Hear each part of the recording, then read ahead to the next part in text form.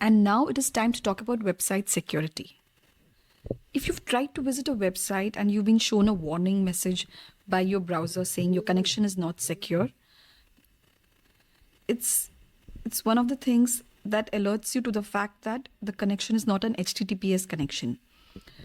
In such cases, your browser usually then goes on to list what could happen to your data and discourage you from visiting that site. You might have noticed that these websites don't have a lock symbol just before the website URL. This lock symbol and a HTTPS prefix instead of HTTP are what indicate that the website you are trying to visit has a valid SSL certificate installed, meaning the data that you exchange with the website is encrypted. Your website absolutely must have an SSL certificate installed.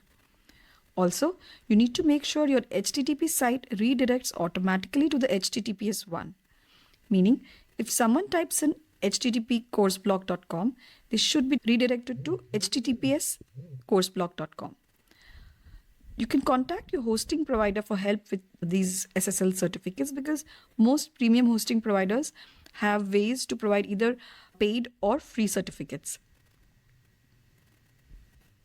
And here are a few articles that I have put together that you can go through for more about HTTPS.